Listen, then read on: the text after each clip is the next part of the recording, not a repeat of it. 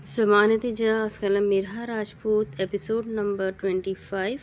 शुरू करने से पहले रिक्वेस्ट है कि अगर आप चैनल पर नए हैं, अब तक चैनल को आपको सब्सक्राइब नहीं किया तो प्लीज़ चैनल को सब्सक्राइब कर ले और लाइक कमेंट शेयर लाजमी करें।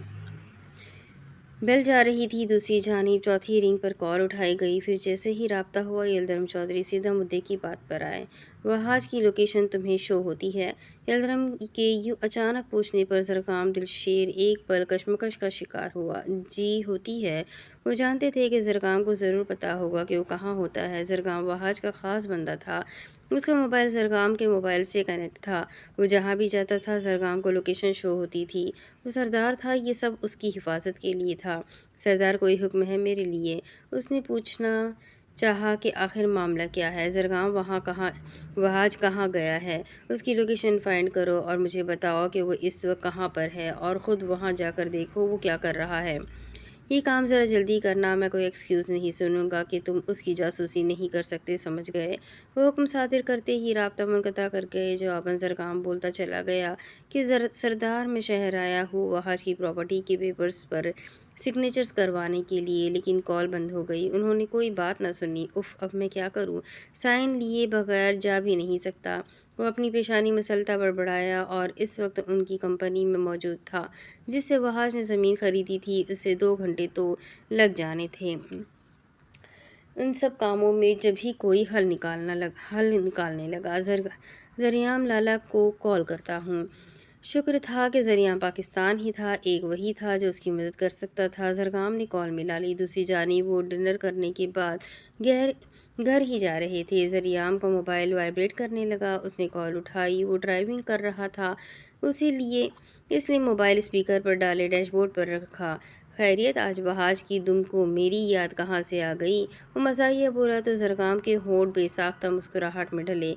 ज़रियाम लाला, वहाज लाला की तरह आप भी मुझे बहुत अजीज़ है। मुझे आपसे एक काम है, अगर आपको बुरा न लगे तो मैं कहूँ। हाँ ज़रगाम, बोलो क्या बात है? वो कॉटेज के रास्ते पर ही थे। जानान विंड से बाहर झांक रही थी, लेकिन कान उसके स्पीकर से उभरती आवाज़ की सिमत ही थे। लाला, सरदार साई की कॉल आई थी। वो मुझे कह रहे थे कि मैं जाकर पता लगवाऊं कि वहाज लाला इतनी रात गए कहाँ कहाँ गए हैं। लेकिन मैं एक काम से शहर आया हूँ, अब वापस नहीं आ सकता। मैंने वहाज लाला की लोकेशन ट्रेस की थी। वो इस वक्त सफ़र में है। मैं आपको उनकी लोकेशन ट्रैकर भेज देता हूँ, आप जाकर देख सकते हैं कि वो कहाँ है और क्या कर रहे हैं। दरअसल सरदार भी परेशान हो रहे होंगे। मैं भी वापस नहीं जा सकता, अगर आप मेरी मदद कर दे। दरगाम ने गुजारिश की। ज़रियाम चंद सेकंड खामोश रहा, फिर उसकी मजबूरी समझते मान गया। ठीक है, तुम ट्रैकर भेजो, मैं देखता हूँ लाला कहाँ है। वो कहते ही कॉल काट गया। ज़रगाम ने उसे लोकेशन भेज दी थी। लोकेशन जंगल का रास्ता दिखा रही थी। ये देखते ज़रियाम कुछ परेशान सा हुआ। वहाँ जंगल में क्या कर रहा था वो समझ न सका। जानान, तुम अंदर जाओ और रेस्ट करो, मैं कुछ वक्त में कॉटेज भी वापस आऊँगा। ज़रियाम हुक्मिया बोला। जानान उसे टुकुर टुकुर नज़रों से घूरने लगी। तुम जहाँ जा रहे हो मैं भी साथ चलूँगी। उसने वहाज का जिक्र सुन लिया था, अब तो वो हर हाल में जाएगी। वहाज क्या करता है उसे पता होना चाहिए। आखिर उन लोगों की दुखती रग पर ही तो जानान को वार करना था। जानान, लोकेशन जंगल का रास्ता दिखा रही है। तुम्हारा वहाँ क्या काम? मैं तुम्हें वहाँ नहीं ले जा सकता। उसका लहजा कड़क था। क्यों नहीं जा सकती? मैं तुम ही कहते हो ना, अब मैं तुम्हारी बीवी हूँ तो फिर मुझे साथ लेकर चलो। वो अटल थी। बीवी हो लेकिन इस वक्त तुम मेरे साथ नहीं जा सकती। रौब जमाने वाला लहजा था। मेरा दिल नहीं कर रहा घर वापस जाने का, तुम मुझे लेकर जाओगे, समझ गए? जानान ने उंगली उठाए वॉन किया। ज़रियाम दो पल सोच में डूबा। एक शर्त पर ले चलूँगा। कैसी शर्त? वापस आने तक तुम्हें मेरी हर बात माननी होगी। बोलो, मंजूर है? वो शरारती मुस्कुरा रहा था। यकीनन उसने अपने मतलब की बात की थी और उसकी ये शर्त जानान को भारी पड़ने वाली थी। तुम सिर्फ अपने मतलब की बात कर रहे हो, तुम्हें साथ ले जाने में मेरा तो कोई फ़ायदा नहीं। ज़रियाम ने लापरवाही से शाने उचकाए। जानान को ना चाहते हुए भी उसकी शर्त माननी पड़ी। ठीक है, मुझे मंजूर है। आखिरकार उसने कड़वा घूंट भर ही लिया। That's my girl. उसने जानान का गाल खींचा और गाड़ी स्टार्ट की मंजिल की ओर बढ़ा दी। दूसरी जानिब उनकी लैंड क्रूज़र जंगल के अंदर तक गई थी। रास्ता सारा साफ था, लेकिन वो गाड़ी में ही नहीं बैठे रह सकते थे, क्योंकि ना तो मायसा और हरमान का फ़ोन लग रहा था और ना ही उनकी कोई आवाज़ सुनाई दे रही थी। और सुनाई देती भी कैसे, इतना बड़ा तो जंगल था। गन्स पकड़ लो, हमें अब गाड़ी से उतरना है। उसने अलीहा को मुखातिब किया जो दिलचस्प निगाहों से जंगल को घूर रही थी। ज़बतन उसने उंगली से एक बटन प्रेस किया, फिर वो दोनों गन्स लिए बाहर निकल आए। उनकी गाड़ी जंगल के सेंटर में खड़ी थी। कुछ रास्ते ऐसे थे जहाँ से गाड़ी नहीं गुजर सकती थी। तभी वो लोग पैदल चलने लगे। जंगल में सर्दी बहुत ज़्यादा थी। अलीहा कवर थी लेकिन फिर भी उसे सर्दी लगने लगी थी। वहाज के साथ चलते उसने अपनी कलाई पर पहनी कांच की चूड़ियाँ उतारी और एक एक करके तोड़ती चली गई। वहाज ने उसे गर्दन मोड़े देखा कि वो क्या कर रही है। चूड़ियाँ क्यों तोड़ रही हो? अलीहा की कार्रवाई वो समझ नहीं सका। जंगल के रास्ते में फेंकने के लिए वजह बताई गई। फेंकनी ही क्यों है? वो देख रहा था। उसने चूड़ियाँ तोड़कर बहुत सारी कर ली थी अब और अब वक्फे वक्फे से ज़मीन पर फेंकती जा रही थी। निशान छोड़ रही हूँ ताकि वापसी का रास्ता भूल ना जाए। अब इतना बड़ा जंगल है, अगर हम भी खो गए फिर? उसकी अक्लमंदी पर वहाज ने दफ़े में गर्दन हिलाई। कितनी समझदार थी उसकी बीवी। हमें तो कोई ढूंढने भी नहीं आएगा, कहीं हम किसी जानवर का डिनर ना बन जाए। अलीहा बोलती चली गई। वो पुश्त पर बाजू बांधे चल रहा था। वहाज के हाथ में भी गन थी और अलीहा की भी। अगर कोई जानवर आएगा तो तुम नॉन स्टॉप बोलना शुरू कर देना, बेचारा तंग आकर खुद ही वापस चला जाएगा। वहाज ने उसे तंज किया था। अलीहा दोनों हाथ कमर पर रखे उसे निगाहों में चबाने लगी। तुम्हें लगता है मैं नॉन स्टॉप बोलती हूँ? अलीहा ने तो अभी उससे ज़्यादा बात भी नहीं की थी। फिर वो कैसे जान गया कि अलीहा नॉन स्टॉप बोलती है? मुझे लगता नहीं है, तुम नॉन स्टॉप ही बोलती हो। और ये चूड़ियाँ मत तोड़ो, मेरी गाड़ी में जीपीएस फिट है, मोबाइल के ज़रिए हम वापस गाड़ी तक आसानी से पहुंच जाएंगे। वो दोबारा से चलने लगे थे। अलीहा ने बाएं हाथ में पहनी चूड़ियाँ तोड़ी तो वहाज ने उसे दपटते हुए कहा, जिस पर अलीहा होंकों की तरह उसे तकने लगी। तुम मुझे पहले नहीं बता सकते थे? मैंने फजूल में अपनी चूड़ियाँ तोड़ ली। उसने अपनी फेवरेट चूड़ियाँ तोड़ ली थी। सदमा तो बनता था। कहीं हमें रात जंगल में तो नहीं गुजारनी पड़ेगी? वो सर्दी की वजह से पूछने लगी थी कि सुबह तक तो वो कुल्फ़ी ना बन जाए। जवाबन वहाज ने शाने और एब्रो दोनों एक साथ उचकाए। उसे नहीं मालूम था कि कब उनकी वापसी होती। चल चल कर मैं थक गई हूँ, मैं थक जाऊंगी। वो जैसे ही मोबाइल में मसरूफ़ हुआ, अलीहा ने उसकी तवज्जो खींच ली। तुम्हें कहा था ना कि मत आओ साथ। अब मुझसे कोई उम्मीद मत रखना कि मैं तुम्हें उठा लूँगा। वहाज के बेखुदी में बोलने पर अलीहा का मुंह ही खुला का खुला रह गया था। उसने कहा कि मुझे उठाओ।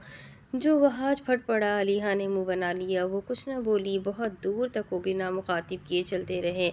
इस दौरान वहाज ने बहुत राब्ता करने की कोशिश की थी, फिर आखिरकार मैसेज ही टाइप कर दिया था ताकि जब भी पहुंचे वो पढ़ सके।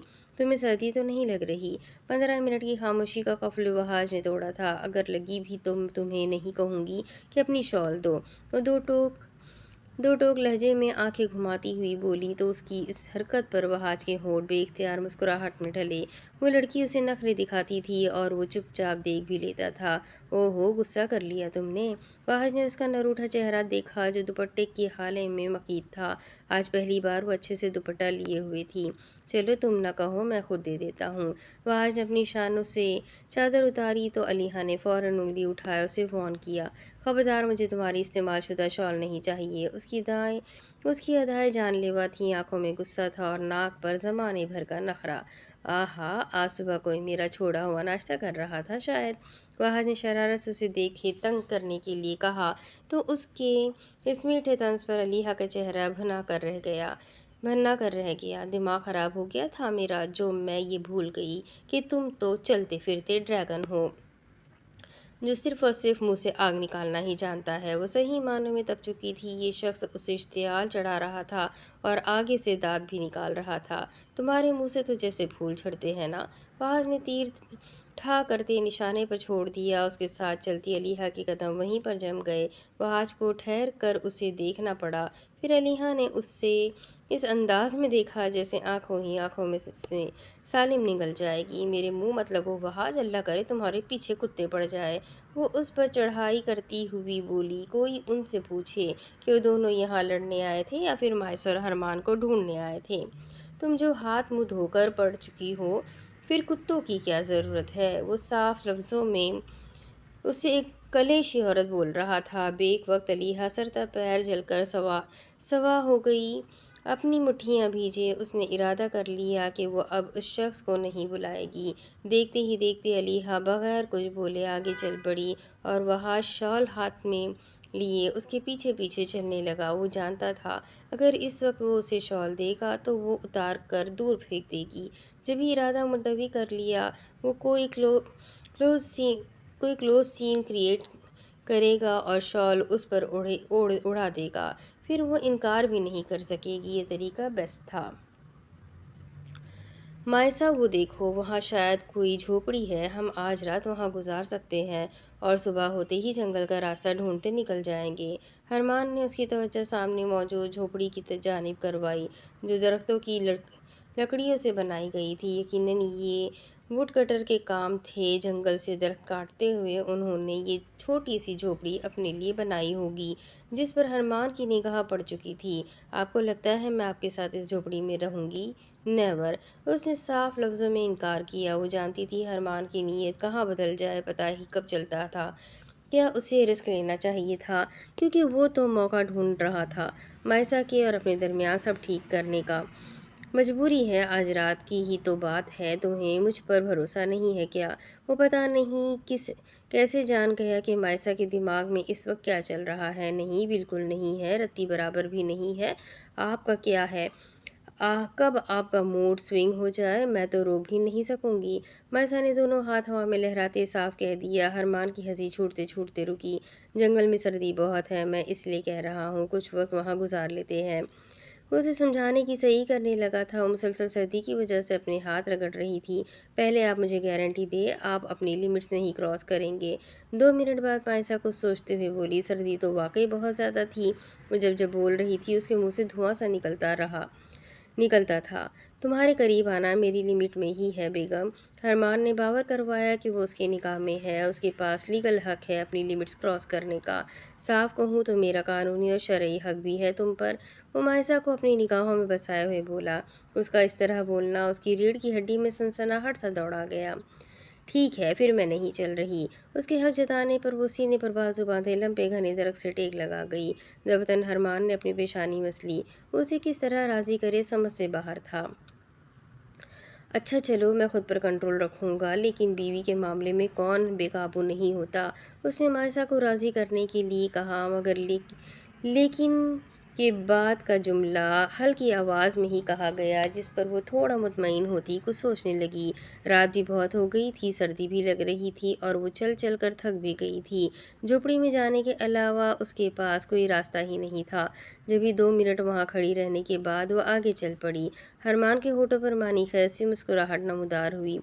پھر وہ اس کے پیچھے جھوپڑی میں داخل ہوا۔ عجیب سی جھوپڑی تھی۔ دروازے والی سائڈ پر کپڑے کا پردہ لگا تھا، ایک سائڈ پر مٹکا اور پانی کا گلاس رکھا تھا تو دوسری طرف بیٹھنے کے لیے تخت بنایا گیا تھا اور اس کے علاوہ جھوپڑی میں کچھ نہیں تھا۔ یہ تو بہت گہرا جنگل ہے۔ زریام اور جانان کی گاڑی بھی جنگل میں انٹر ہو گئی تھی۔ جانان نے ونڈ سے باہر دیکھتے تبصرہ کیا، تمہیں کیسے پتا؟ بیک وقت زریام نے شکی نگاہوں سے اسے گھورا جیسے وہ اسے راز کی بات بتا دے گی۔ میں تو جیسے اندھی ہوں نا، مجھے تو نظر ہی نہیں آ رہا۔ وہ دانت پیستی زریام پر الٹی پڑی۔ ان کی گاڑی بھی کافی آگے تک گئی تھی۔ زریام بار بار موبائل اوپن کیے ٹریکر کو دیکھ رہا تھا۔ جتنے سگنل آ رہے تھے اس میں صرف ٹریکر ہی شو ہو سکتا تھا۔ 10 میل دور کی مسافت طے کیے انہوں نے دیکھا کہ وحاش کی لینڈ کروزر جنگل کے درمیان میں کھڑی تھی۔ زریام فوراً سے باہر نکلا تو جانان بھی باہر آئی۔ گاڑی لاک تھی۔ زریام نے اندر جھانکا تو پتہ چلا کہ وہ گاڑی میں ہی نہیں تھا۔ پھر اس نے دوبارہ سے ٹریکر کو فالو کیا تو وہ وحاش کی لوکیشن تھوڑی آگے کی دکھا رہا تھا۔ یقیناً وہ آگے چل کر گیا ہوگا۔ یہ سوچتے زریام نے جانان کا ہاتھ تھاما اور ٹریکر کی لوکیشن ٹریس کرتا چلنے لگا۔ اب میں چھوٹی بچی تو ہوں نہیں جو تم میرا ہاتھ پکڑے چل رہے ہو۔ جانان کو الجھن سی ہونے لگی تھی۔ اسے اپنا ہاتھ آزاد چاہیے تھا، نہ کہ زریام کی گرفت میں جھڑکا ہوا۔ میرے لیے تو چھوٹی بچی ہی ہو، اور ویسے بھی تم نے شرط لگائی ہے، میں جو کہوں گا تم کرو گی تو چپ چاپ بس چلتی رہو۔ وہ بیٹ کا اچھے سے فائدہ اٹھانے والا تھا۔ جانان کو اپنی برداشت کی سخت بڑھا لینی چاہیے تھی۔ ذریعام سے اب کسی بھی چیز کی امید رکھی جا سکتی تھی۔ وحشی انسان، وہ سلگھی گئی ذریعام نے اس کا ہاتھ اپنے ہاتھ میں دبوچا ہوا تھا۔ جیسے وہ گرفت ڈھیلی رکھتا تو وہ چھڑوا کر بھاگ جاتی۔ وہ چل رہے تھے لیکن جانان کے پیر کے نیچے بار بار کچھ آ رہا تھا۔ پہلے تو اس نے نظر انداز کیا، پھر جب یہ واردات بار بار ہوئی تو جانان رک گئی اور موبائل کی ٹارچ آن کیے دیکھنے لگی۔ اب کیا ہوا ہے؟ کہیں پاؤں میں موچ تو نہیں آ گئی؟ اٹھا لوں کیا؟ اس نے اپنے پاؤں کے قریب روشنی ماری تو ذریعام ایک ہی سانس میں بولنے لگا، میں کیا دھرتی پر بوجھ ہوں جو تم اٹھا لو گے؟ جانان نے سنجیدہ پن میں اس وقت جو کہا تھا، ذریعام کا دل چاہا اس پر زور سے کہا لگائے لیکن ضبط کر گیا، ورنہ وہ کاٹ کھانے کو دوڑتی۔ یکایک وہ نیچے جھکی اور سرخ رنگ کی ٹوٹی ہوئی چوڑی اٹھائی۔ میں جب سے چل رہی ہوں کچھ نہ کچھ میرے پیر کے نیچے آئے جا رہا ہے۔ وہ چلتی ہوئی تھوڑا اور آگے گئی تو ایک اور ٹوٹی ہوئی چوڑی پڑی ملی۔ اب یہ مت کہہ دینا کہ یہ چوڑیاں وہاج لالا کی ہے، ذریعام نے اسے حیران دیکھے مزاحیہ انداز میں کہا تو وہ محض اسے آنکھیں دکھاتی رہ گئی۔ پھر وہ جیسے جیسے آگے چلتی گئی اسے چوڑیاں ملتی گئی۔ ذریعام ٹریکر کو دیکھ رہا تھا جو یہ دکھا رہا تھا کہ وہ لوگ وہاج کے قریب ہی پہنچنے والے ہیں۔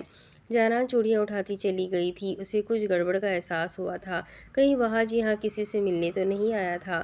وہاج کا دماغ تھا، کچھ بھی خطرناک سوچ سکتا تھا۔